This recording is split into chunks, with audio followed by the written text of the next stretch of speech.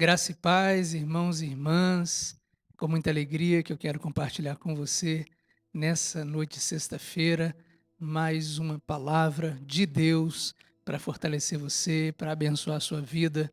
Estou aqui hoje diretamente da nossa igreja, gravando esse culto, né? Porque a Bíblia diz onde tem dois ou três reunidos o nome dele, ali há culto, ali ele se faz presente. Então, nós estaremos fazendo isso nesse tempo breve, através da internet, através da tecnologia, nos conectando para que a gente continue sendo nutrido, alimentado pela palavra do Senhor. Seja muito bem-vindo, muito bem-vinda a esse tempo de qualidade na presença de Deus. Você, aonde você está, feche os teus olhos. Vamos falar com o Senhor, agradecê-lo por esse tempo em nome de Jesus. Senhor, obrigado porque podemos estar unidos de certa forma, não presencialmente, mas através da tecnologia, cada um na comodidade do seu lar, mas conectados, ligados numa só fé no Senhor.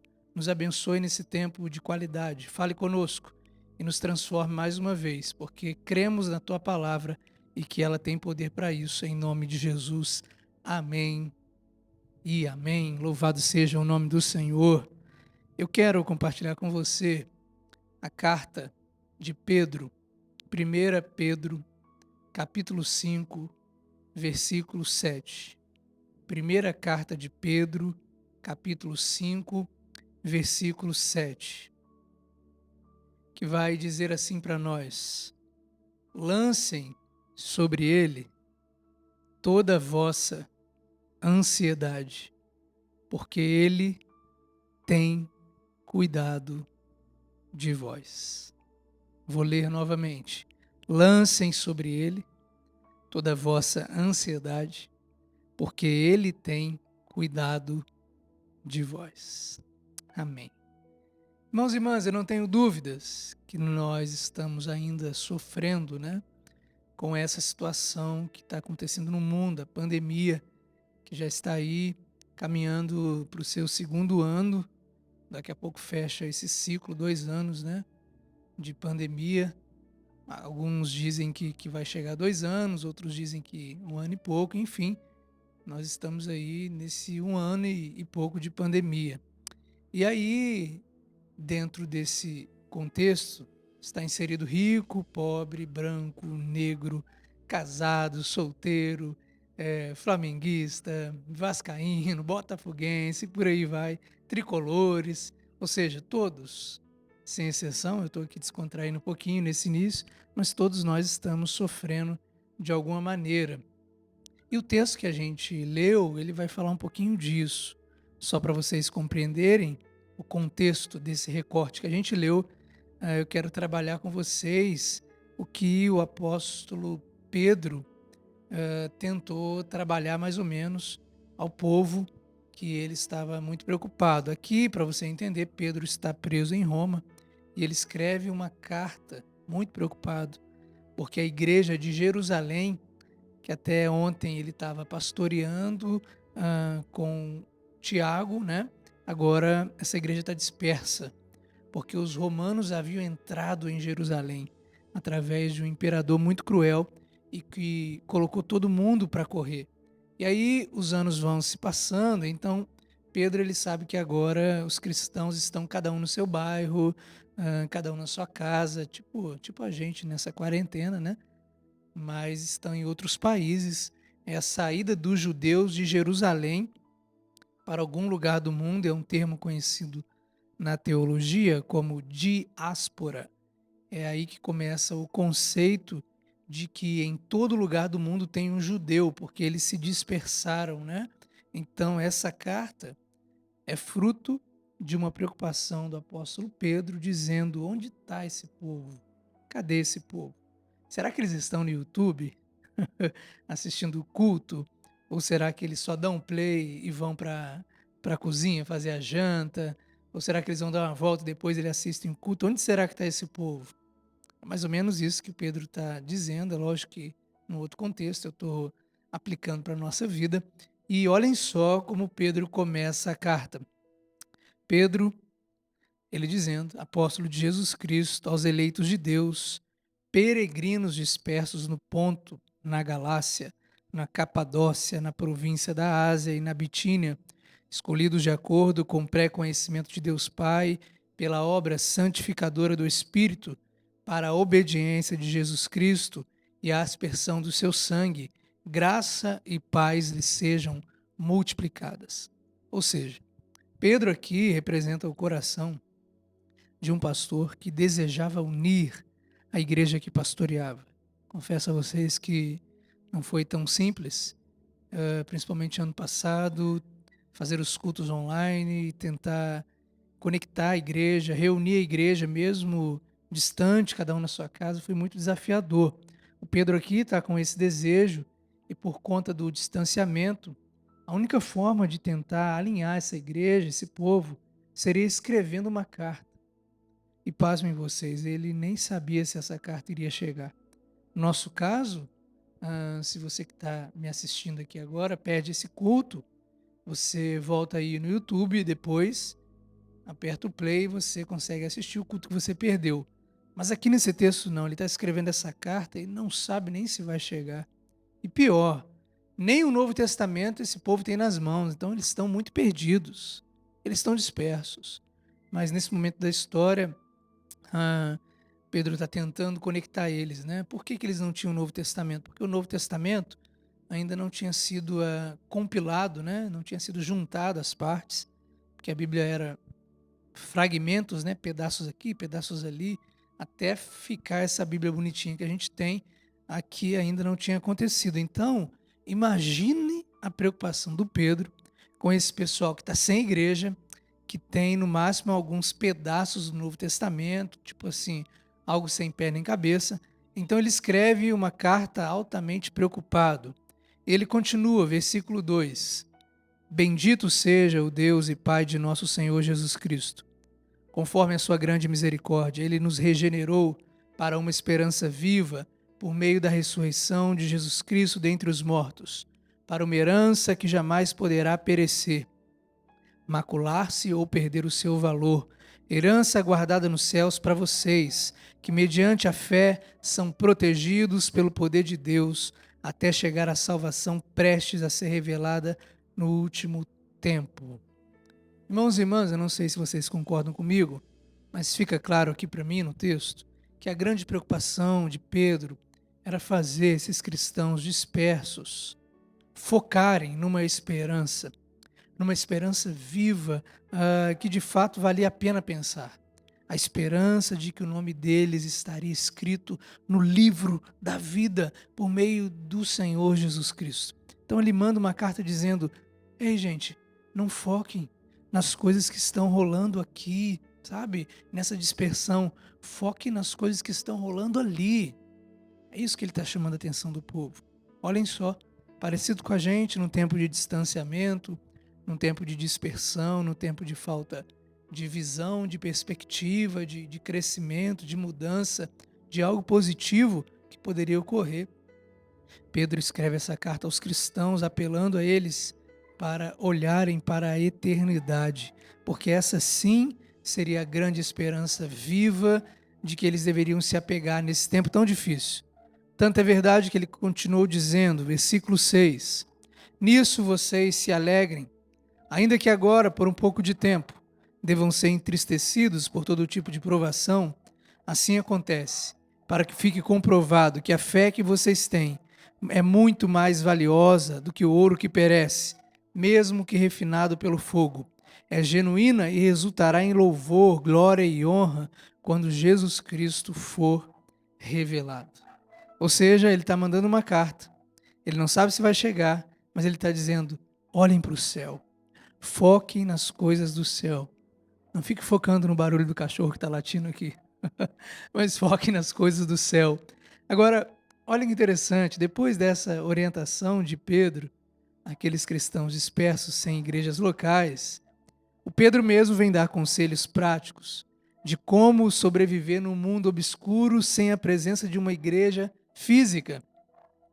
Ele vem dizer: amados, 1 Pedro 4, 12 a 14, não se surpreendam com o fogo que surge entre vocês, para os provar. Não se surpreendam com essa pandemia que apareceu entre vocês, como se algo estranho lhes estivesse acontecendo, mas alegrem-se à medida que participam dos sofrimentos de Cristo, para que também, quando a sua glória for revelada, vocês exultem com grande alegria. Se vocês são insultados, perseguidos por causa do nome de Cristo, felizes são vocês, porque o Espírito da glória, o Espírito de Deus, repousa sobre vocês. Olhem só que coisa louca, Pedro dizendo que por mais que eles estivessem impossibilitados de estarem reunidos como queriam, de frequentarem uma igreja física, a presença de Cristo dentro deles faria deles a igreja mais poderosa contra as portas do inferno. E aí ele continua dizendo, 1 Pedro 2, de 9 a 12, vocês, porém, são geração eleita, sacerdócio real, nação santa, povo exclusivo de Deus, para anunciar as grandezas daquele que os chamou das trevas para a sua maravilhosa luz. Olha que coisa linda. Esse texto foi escrito para quem estava sem igreja. Vocês não podem ter um teto, mas tem um Deus que vive dentro de vocês. Vocês não têm certeza do amanhã, mas tem um Deus que é o dono do amanhã que vive dentro de vocês. Para Pedro, o fato deles estarem dispersos como peregrinos não era um problema, mas era uma oportunidade. Na nossa igreja aqui, a gente realiza os cultos aos domingos, né? Presenciais, e vamos retornar com os cultos de quinta-feira. E ainda não retornou para a igreja todo mundo que deveria retornar. Tem gente que ainda está longe, tem gente que está disperso, tem gente que está ficando pelo caminho. O Pedro aqui está preocupado com esse povo. Ele vai dizer assim, vocês ficarem dispersos não é um problema, mas vocês ficarem longe de Deus, longe da igreja, ou seja, longe de tudo. Porque ele vem dizer assim, o fato de vocês não estarem no meio da igreja está fazendo com que vocês fiquem no meio dos pagãos. Então, mesmo vocês estando longe da igreja, vocês podem estar perto de Deus. Então peguem essa oportunidade para vocês evangelizarem, para vocês convidarem alguém para assistirem um culto online, para vocês falarem do amor de Deus para alguém. E quando tudo voltar ao normal, que vocês continuem se aproximando dele, a pedra viva, rejeitada pelos homens, está escrito em 1 Pedro 2, de 4 a 5, mas escolhida por Deus e preciosa para ele. Vocês também estão sendo utilizados como pedras vivas na edificação de uma casa espiritual para serem sacerdócio santo, oferecendo sacrifícios espirituais aceitáveis a Deus por meio de Jesus Cristo. E ele termina, capítulo 5, de 9 a 11.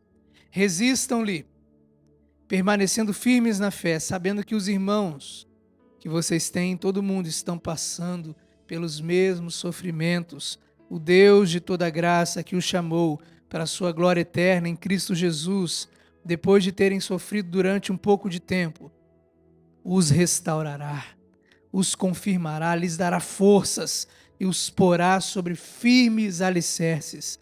A ele seja o poder para todo sempre. Amém.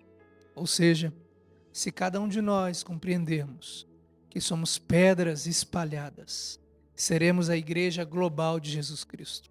Quero dizer para você que talvez não veio à igreja ainda, não retornou, a você que fica com um pouco de receio, você que tem Deus dentro do teu coração, você pode ser a igreja dele representada aí fora, no teu trabalho onde você tem que ir, para a sua família. Aproveite esse tempo, fale do amor de Jesus, seja alguém amoroso, fale do amor dele, para que as pessoas reconheçam quem ele é, para que as pessoas reconheçam que o reino dele é paz, alegria, é justiça.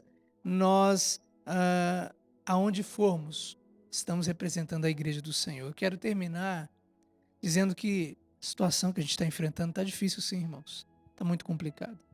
Talvez vocês me veem sempre tendo que dar essa palavra de ânimo, de coragem, de dizer não desanime não, nós vamos vencer.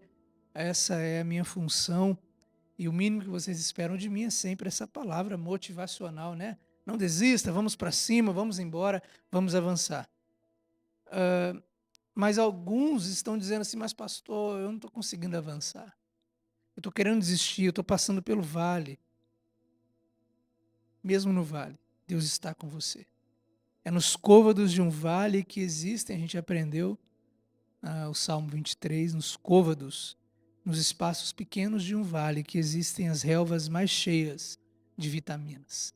Então é no vale que Deus vai nutrir você, é no vale que Deus vai fortalecer você. A Bíblia vai dizer, o salmista, que ainda que a gente ande pelo vale da sombra da morte, Ele está conosco. O Pedro começa dizendo que esse povo não deveria desanimar. E ele termina, principalmente nesse capítulo 4, o texto que a gente leu no início. Não desistam, não desanimem, lancem sobre ele toda a vossa ansiedade, porque não é que ele vai cuidar de vocês, ele já tem cuidado de vós. Ele já tem cuidado da gente em meio a uma pandemia. Mas olha, por mais que eu esteja feliz aqui, por mais que eu veja a igreja avançando e controle o meu foco no exercício de pastorear, de liderar, de gerir, de administrar as coisas, eu confesso a vocês que eu que não sou ansioso, não me considero ansioso, tenho ficado às vezes um pouco ansioso no meio dessa pandemia, no meio dessa circunstância. Então eu também tenho que pegar essa palavra, colocar para dentro, para que ela faça sentido dentro do meu coração e eu consiga externar, colocar em prática. Então, mesmo eu sendo uma pessoa tranquila, eu tenho ficado às vezes ansioso.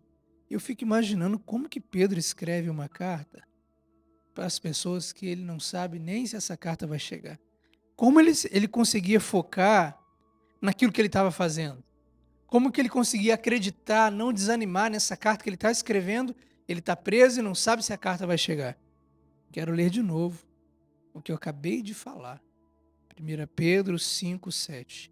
Lancem sobre ele toda a ansiedade de vocês, porque ele já tem cuidado de vós. Ele já tem cuidado de mim, ele já tem cuidado de você, ele já tem cuidado de nós. Lancemos sobre ele toda a nossa ansiedade. Se até eu, que não me considero ansioso, tenho ficado ansioso, eu preciso pegar essa palavra aqui e lançar dentro do meu coração e pegar a minha ansiedade e lançar diante do Senhor, porque Ele já tem cuidado da minha vida e da tua vida. Não lancem a ansiedade porque Ele já vai cuidar de você, não, não. Lance a ansiedade porque é promessa. Ele já tem cuidado de nós. Ele está conosco. Ele tem cuidado da tua casa, Ele tem cuidado da sua família, Ele tem cuidado da nossa igreja, Ele tem cuidado dos ministérios da nossa igreja, Ele tem cuidado de cada um de nós, Ele tem sido a nossa provisão. Então, o que a gente vai fazer hoje? Será que a carta do Pedro chegou? Será que chegou, gente? Eu estou lendo a carta do Pedro, que escreveu quando estava preso, que não sabia se alguém iria rasgá-la, se iria desviá-la. A carta do Pedro chegou para o povo de Jerusalém e chegou até nós. Então eu termino dizendo para você que essa carta chegou no mundo todo, de um homem que estava preso, preocupado, mas que aprendeu a lançar diante do Senhor toda a sua preocupação, toda a sua ansiedade e aprendeu a viver uma vida de tranquilidade, uma vida de paz, mesmo estando preso, mesmo no meio do caos. Para você que está preocupado com essa pandemia, se vai acabar ou não, se o Covid vai te pegar, se você vai morrer ou não. Para você que está preocupado com as contas que vão chegando e o dinheiro é curto. Para você que está preocupado com a porta de emprego que fechou. Para você que está preocupado com o casamento que se transtornou, com o filho perdido. Ei, lance sobre ele toda a sua ansiedade, porque ele já tem. Ele já tem cuidado de mim e de você. Louvado seja o nome do Senhor. Amém e amém. Glória a Deus. Feche os teus olhos aí. Eu quero orar para você nesse sentido. Vai colocando os pedidos de oração, porque eu vou depois anotar tudo para orar. Mas enquanto você coloca os pedidos de oração aí, eu quero que você se prepare para colocar diante do Senhor agora a sua ansiedade, a sua preocupação. porque o Senhor já tem cuidado de cada um de nós. Amém? Feche teus olhos, vamos orar? Senhor, obrigado por esse tempo de palavra, esse tempo de comunhão. E agora, Pai, diante dessa palavra, dessa revelação, eu venho ser porta-voz da tua igreja e te pedir, ajuda-nos a colocar diante do Senhor a nossa preocupação, a colocar diante do Senhor a nossa ansiedade, porque tem sido tão difícil, Pai, porque as lutas vêm tentando nos afastar de Ti, a frieza, como diz a música, a escuridão, tentam nos cegar, tentam nos desanimar, nos fazer desistir. Às vezes, ó Pai, temos que fazer os cultos online e às vezes é tão difícil. Queremos estar perto, queremos receber um abraço, um carinho, mas diante de todas essas circunstâncias, queremos colocar diante do Senhor, acalmar o nosso coração e saber que o Senhor já tem cuidado de cada um de nós. Aquele que precisa da cura, que receba a cura. Aquele que precisa de uma restauração na família, que receba nessa noite a restauração da família. Aquele que precisa da porta de emprego, que essa porta se abra em nome de Jesus. Senhor, aquele que precisa de uma cura na família, de um ente querido de alguém da família, que o Senhor cure em nome de Jesus, Pai. Aquele que precisa de um recurso para pagar as contas, que o Senhor seja a provisão. Mas não adianta ficarmos desesperados. Precisamos colocar diante do Senhor todos os nossos anseios e acalmar o nosso coração. Nessa noite o Senhor nos convida a descansar em Ti. E o trabalho que o Senhor tem que fazer é trabalhar quando nós descansamos, quando nós dormimos, quando nós oramos e colocamos as nossas preocupações nas Tuas mãos infalíveis, na mão do Deus do impossível, na mão daquele que pode fazer o improvável, o impossível. Senhor, por isso, nessa noite, ajuda-nos a colocar em prática essa palavra. Que possamos, ó Pai, sermos uma bênção onde pisarmos a planta dos nossos pés. Não ficarmos dispersos, mas anunciarmos como aquele povo anunciou as boas novas de salvação do Senhor. E enquanto isso, colocamos as nossas preocupações nas Tuas mãos e o Senhor vai cuidando de cada área, de cada etapa da nossa vida. Assim nós cremos e oramos com fé. Em nome de Jesus. Amém e amém. Que Deus abençoe você. Uma sexta-feira de bênção, um final de semana abençoado. Domingo, escola dominical às 9h30 da manhã, no templo. E às 18h30, mais um culto no templo de louvor e adoração ao nosso Deus. Convide alguém, convide sua família, seu vizinho para estar conosco. Que Deus abençoe você. Um grande abraço. Tchau, tchau. Graça e paz.